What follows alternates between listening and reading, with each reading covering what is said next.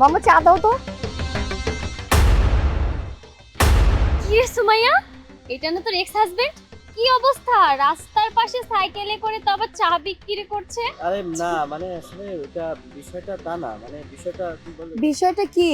কি বিষয়টা? মানে আমার ভাবতে অবাক লাগতেছে যে আজকে আমার এক্স হাজবেন্ড, মানে আমার বলতেও লজ্জা লাগতেছে যে সে কিনা একটা সাইকেলে করে মানে সামান্য কেক, রুটি, চা এগুলো বিক্রি করতেছে।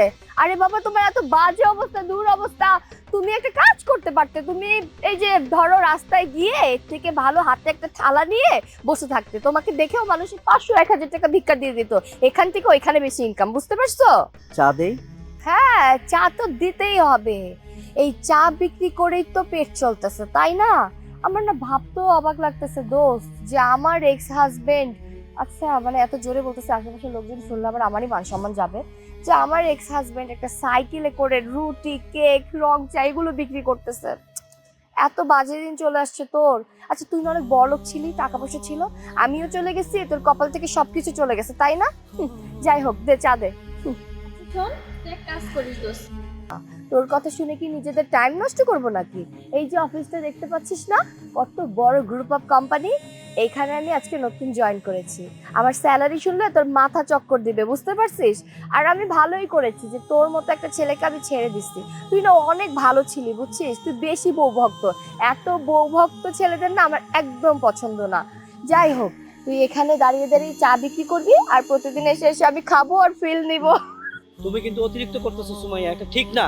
ফকিন্নির বাচ্চা, তুই আমার নাম ধরে ডাকলি? হাই ফকিন্নির বাচ্চা, তোর এত বড় সাহস হয় কি করে? তোর ওই ছোট লোক মুখে তুই আমার নাম নিস? স্যার আসসালামু আলাইকুম স্যার। ওয়ালাইকুম আসসালাম। স্যার আপনি আমার 1 ঘন্টা সময় দেওয়ার স্যার আমার বহুত বড় উপকার হয়েছে। আমার বউ খুব বিপদ, ওরে আমি হাসপাতাল দিয়েছি স্যার। স্যার? আরে কি বলতেছেন আপনি? এই ছোট লোক চার দোকানদার হলো আপনার স্যার হয় কি করে? জানেন ম্যাডাম, স্যার অনেক ভালো মানুষ। যাই হোক, দে চা দে। শোন, তুই এক কাজ করিস দোস্ত, চায়ের বিলটা দেওয়ার আগে মানে দেওয়ার সময় 2-5 টাকা একটু বেশি করে ধরে দিস। বেচারা সারাদিন নয়তো না খেয়ে থাকা লাগবে এভাবে। সেটাই, তুই একদম ঠিকই বলেছিস। আচ্ছা, এই চা, রুটি, কলা এগুলো বিক্রি করে কয় টাকা ইনকাম করিস তুই?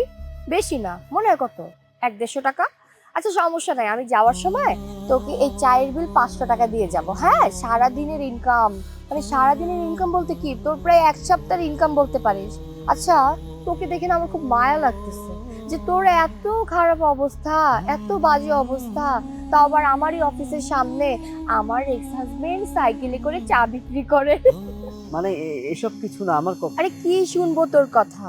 তোর কথা শুনে কি নিজেদের টাইম নষ্ট করব নাকি? এই যে অফিসটা দেখতে পাচ্ছিস না,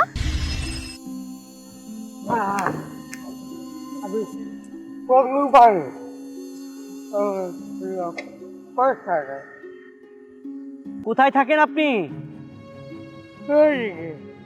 এইদিকে? আচ্ছা শোনেন, আপনার চিকিৎসার দায়িত্ব আমি নিব। শুধু আল্লাহর কাছে একটু দোয়া করবেন আমার জন্য। আপনার চিকিৎসার দায়িত্ব নিব এবং আপনি যাতে পরবর্তীতে আপনার পরিবার নিয়ে ভালো থাকতে পারেন, ওষুধ কিনতে পারেন, এই জন্য আপনারে সুস্থ হওয়ার পরে আমি একটা চায়ের দোকান করে দিব। খুশি তো? হ্যাঁ, আমার জন্য একটু দোয়া করেন। হ্যাঁ, জানেন ম্যাডাম, স্যার অনেক ভালো মানুষ। আমার বউটা যেন সুস্থ, স্যার আমার সাইডে দিয়ে গেছে তুমি তাড়াতাড়ি যাও, আমি তোমার দোকান 2 ঘন্টা লেগে দেখবো। আবার লগে আমার স্যারের টাকাও দিছে। আমার বউরে হসপিটালে ভর্তি করে দিয়া আমি তাড়াতাড়ি চলে আসছি। এই যে বিল্ডিংটা দেখতেছেন, এইটা হইলো আমার এই স্যারের, অনেক টাকার মালিক। হ্যাঁ সুমাইয়া, এই কোম্পানিটা আমার, এই বিল্ডিংটা আমার। ঢাকা শহরে না এরকম আরো কয়েকটা বিল্ডিং, আরো কয়েকটা কোম্পানি আমার আছে। বলতে পারো আমি এই ঢাকা শহরে একজন প্রতিষ্ঠিত ব্যবসায়ী। তোমাকে দেখে না আমার খুব আফসোস লাগছে। তোমার কি মনে আছে সুমাইয়া, একটা সময় আমি গরিব ছিলাম বলে বিয়ের পরে তুমি তোমার মোহের জন্য, তোমার লোভের জন্য, বেশি সুখের আশায় আমাকে রেখে তুমি একটা ছেলের হাত ধরে চলে গিয়েছিলে। তবে হ্যাঁ, বিয়ের পরে তুমি আমাকে যেটাই বলতে, আমি কষ্ট করে হলেও তোমার সোনা দানা, তবে হ্যাঁ বিয়ের পরে তুমি আমাকে যেটাই বলতে, আমি কষ্ট করে হলেও তোমার সোনা দানা গহনা থেকে শুরু করে আমি কোনো কিছু তোমার অপূর্ণ রাখতাম না। একটা কথা কি জানো সুমাইয়া, কাউকে ঠকিয়ে কেউ কখনো সুখী হতে পারে না। হ্যাঁ, এটা সত্যি যে তুমি যখন আমার এই প্রতিষ্ঠানে সিভি জমা দিয়েছিলে আমি দেখেছিলাম। আমি দেখে কিন্তু আমি আমার বোর্ডকে বলে দিয়েছিলাম যে তোমাকে চাকরিতে নেওয়ার জন্য। আমি ওই দিন আসি নাই, কারণ আমাকে দেখলে তুমি বিষয়টা কিভাবে নিবে, হয়তো তুমি কষ্ট পাবে। তবে হ্যাঁ সুমাই, আমি তোমাকে এখনো ভালোবাসি। আমি ভালোবাসাকে সম্মান করতে জানি, আর সেই সম্মানটা রেখে আমার প্রতিষ্ঠানে কিন্তু তোমাকে আমি একটা ভালো পোস্ট দিয়েছি। সৈকত, সৈকত, আমি অনেক বড় ভুল করছি, এটা সত্যি কথা। আমি তোমার মতো একটা হাজবেন্ড রেখে আমি অন্য একটা ছেলের সাথে চলে গিয়েছিলাম, কিন্তু সেই ছেলেটা বিশ্বাস করো আমাকে ওই দিন রাতে পালায় রেখে চলে গেছে। টাকা পয়সা স্বর্ণ গয়না যা ছিল সব নিয়ে পালায় গেছে। আমি ভুল করছি, আমি অনেক বড় অন্যায় করছি, তাই আজকে আমি আমার পাপের প্রায়শ্চিত্ত ভোগ করতেছি। দেখো, আমি অনেক জায়গায় চাকরির ট্রাই করছি, কিন্তু আমার চাকরি হয় নাই। আজকে দেখো আমি কোন পর্যায়ে এসে দাঁড়াইছি যে তোমারই অফিসে আমি জব করতেছি। তুমি আমার আমার চাকরিটা আমার কাছ থেকে কেড়ে নিও না, কারণ আমার আশেপাশে এখন কেউ নাই, আমার এখন দেখার মতো কেউ নাই। আমি ভুল করছি, দেখো আমি বুঝতে পারছি আমি অনেক বড় ভুল করছি। তুমি প্লিজ আমাকে মাফ করে দাও, আমি ভালো হয়ে যাবো। আমি আর কোনোদিনও তোমাকে ঠকাবো না, আমি সারা জীবন তোমার হয়ে থাকবো। তুমি আমাকে প্লিজ মাফ করে দাও। তুমি অন্যায় করেছো। তুমি যতদিন আমার প্রতিষ্ঠানে চাকরি করবে আমি তোমাকে সর্বোচ্চ সম্মান দিব। হ্যাঁ সুমাইয়া, যাকে ভালোবাসি, যাকে ভালোবাসতাম, তাকে সারা জীবন সম্মান দিতে হয়। আমি ভালো হয়ে যাবো, আমি আর কোনোদিনও তোমাকে ঠকাবো না, আমি সারা জীবন তোমার হয়ে থাকবো। তুমি আমাকে প্লিজ মাফ করে দাও। তুমি অন্যায় করেছো, আর পৃথিবীতে এমন কিছু অন্যায় আছে সেই অন্যায়ের কোনো ক্ষমা হয় না। আমি তোমাকে কখনো কাছে নিতে পারবো না, তবে আমার ভালোবাসাকে সম্মান করে তুমি যতদিন আমার প্রতিষ্ঠানে চাকরি করবে আমি তোমাকে সর্বোচ্চ সম্মান দিব। হ্যাঁ সুমাইয়া, হ্যাঁ সুমাইয়া, যাকে ভালোবাসি, যাকে ভালোবাসতাম, তাকে সারা জীবন সম্মান দিতে হয়, কারণ ভালোবাসা অমূল্য একটা সম্পদ। সবাই এটা সম্মান দিতে পারে না। ভালো থেকো, আসি।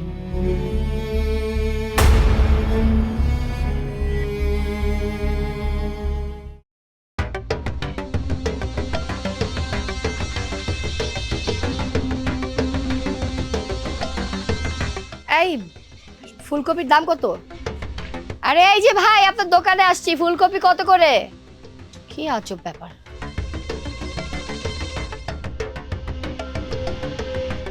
আচ্ছা, ফুলকপি কত করে? আরে ভাই, আমি আপনাকে একটা প্রশ্ন করতেছি, আপনি উত্তর কেন দিতেছেন না?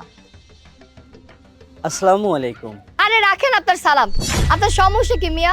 সে কখন থেকে আপনারে ডাকতেছি, আপনি কানে কোনো কথাই নিচ্ছেন না, পাত্তাই দিচ্ছেন না। আপনি সবজির দোকান খোলা পাচ্ছি না, এই জন্য আপনার দোকানে আসছি। একটা দোকানও খোলা নেই, ওদিকে আমার অফিসের দেরি হয়ে যাচ্ছে। আচ্ছা এইসব বাদ দেন, আপনার সবজির দাম কত বলেন? দেখেন, আমি তো নামাজ পড়তেছিলাম, এখন তো নামাজের সময়, আমার কাছে তো নামাজ আগে। আপনার সবজির দাম কত তাই বলেন। সবজি তো আমি আপনার কাছে বিক্রি করব না। কি? কেন বিক্রি করবেন না? আমি তো বললাম আমি আপনার কাছে সবজি বিক্রি করব না, কারণ আমি একজন নামাজি মানুষ, আমি আল্লাহকে ভয় পাই। আপনি তো আল্লাহকে ভয় পান না, আপনি তো নামাজ কালাম পড়েন না, আপনি একজন বেনামাজি। একজন বেনামাজির কাছে আমি আমার সবজি বিক্রি করব না, আর আমি করিও না। আপনি যান। সবজিওয়ালার বাচ্চা, সবজিওয়ালা, তোর কত বড় সাহস, তুই বলতেছ যে তুই আমার কাছে সবজি বিক্রি করবি না? দেখ, এত কাহিনী করিস না, সবজি দে বলতেছি, দে বলতেছি। দেখেন, আপনি আমার একটা থাপ্পড় কেন? আপনি যদি আমাকে 1000টা থাপ্পড় দেন না, আমি আপনার মতো মানুষের কাছে সবজি বিক্রি করব না, কারণ একটা বেনামাজির কাছে আমি সবজি বিক্রি করি না। আপনি এখন আসতে পারেন। খুব বড় বড় লেকচার মারতেছস না? তুই তো জানোস না যে আমি কে। আচ্ছা ঠিক আছে, তুই এখানে দাঁড়া, তোর দোকান কিভাবে বন্ধ করতে হয় সেটা আমার খুব ভালো করে জানা আছে, তুই দেখ আমি কি করি। হ্যালো, হ্যাঁ স্যার, আপনি কোথায়? আমি একটা ঝামেলায় পড়ছি। আমাদের অফিসের সামনে 9 নম্বর রোড, ওইখানে একটা সবজির দোকান আছে, আপনি একটু চলে আসেন তো। ঠিক আছে। দেখেন, আপনি যদি আমার দোকান উচ্ছেদ করে দেন, আপনি যদি আমার মেরেও ফেলেন, তারপরও আপনার মতো বেনামাজির কাছে আমি সবজি বিক্রি করব না। আপনার যাকে দরকার, আপনার যাকে ডাকার দরকার, আপনি তাকে ডাকতে পারেন। আপনাকে আমি বলছি না যে আপনার মতো মানুষের কাছে আমি মরে গেলেও সবজি বিক্রি করব না। ব্যাপার কি হয়েছে? স্যার দেখুন না, এই ফকিন্নির বাচ্চাটা, এই সবজিওয়ালার বাচ্চাটা বলতেছে আমি নাকি বেনামাজি, ও নাকি আমার কাছে সবজি বিক্রি করবে না। কি এত বড় সাহস? আজকের মধ্যে তোর যদি দোকান না আমি বন্ধ করছি এখানে। স্যার স্যার স্যার আসসালামু আলাইকুম স্যার। স্যার স্যার আপনি কি পাগল হয়ে গেছেন? একটা সবজিওয়ালাকে স্যার কেন বলতেছেন? চুপ চুপ করেন। উনি আমাদের স্যার, মানে আমরা যে কোম্পানিতে চাকরি করি উনি ওই কোম্পানির চেয়ারম্যান স্যার। স্যার কি বলতেছেন আপনি এসব? উনি কিভাবে, ওনার মতো একটা সবজিওয়ালা কিভাবে আমাদের কোম্পানির চেয়ারম্যান হয়? আপনি চুপ করেন। স্যার আপনি এখানে কেন স্যার? জি ম্যাডাম, আমি আপনাদের কোম্পানির চেয়ারম্যান। আপনারা নিশ্চয়ই জানেন যে আপনাদের কোম্পানির চেয়ারম্যান বিদেশে থাকে। হ্যাঁ, আমি মাঝে মাঝে দেশে আসি। আজকে এই যে সবজির দোকানটা দেখছেন না, আমার কোম্পানির যে প্রফিটটা হয় তার 40% টাকা আমি বিভিন্ন গরিব মানুষদেরকে সহযোগিতা করি। এই যে সবজির দোকানটা, একটা পঙ্গু মানুষকে আমি এই সবজির দোকানটা করে দিয়েছিলাম। উনি আজকে অসুস্থ, আমি বিদেশ থেকে এসেই জানতে পারি যে উনি অসুস্থ, তাই ওনার এই সবজির দোকানের ডিউটিটা আমি করছিলাম।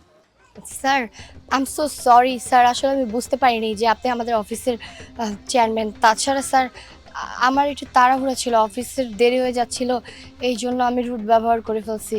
স্যার বিশ্বাস করেন, এই জবটার আমার খুব দরকার। আপনি প্লিজ আমাকে ফায়ার করেন না স্যার। আমি আর কোনোদিনও মানুষের সাথে খারাপ আচরণ করবো না, আমি সবার সাথে ভালো আচরণ করবো স্যার। দেখেন, আপনাকে আমি ক্ষমা করতে পারি, তবে একটা শর্ত আছে।